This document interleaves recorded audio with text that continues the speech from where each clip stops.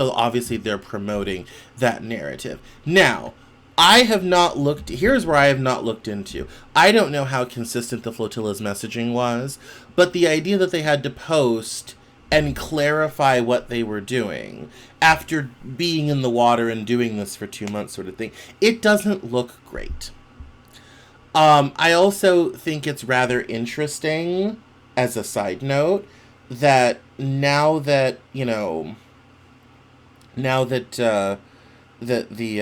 White House is occupied by President Trump and all this type of thing, all of a sudden all the Gaza protests and whatnot in this country have seemed to magically disappear. Funny how that works. Anyway, that's just a little sidebar, a little side note.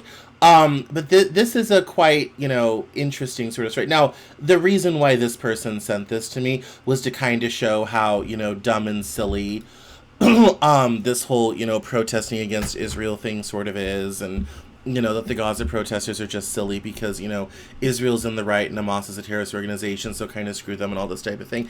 And that's not my position. I think people have to remember, as strange as this sounds, the people of Gaza are held hostage by Hamas as much as people in Israel are, simply for the fact that while Hamas delivers a lot of services, then they've been the de facto government in Gaza for a long time, in a way that they're not in the West Bank. Life under Hamas isn't exactly pleasant either. They were just the only real game in town. And also, the election the Bush administration organized was terrible, and I actually ended up watching a video by Bill Clinton who explained what they did and how Hamas managed to wheedle their way into power. No one gives a terrorist organization political power. It's the dumbest thing anyone's ever done. But,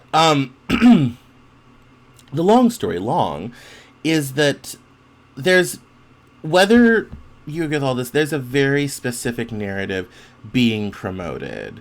And it's the idea, very simply, that Israel is in the right, the protesters are a bunch of whiners, and they, just need to, be oppressed and suppressed themselves so Israel can get around the business of its own national security against this long-term terrorist organization type of threat. That's the narrative being put out here.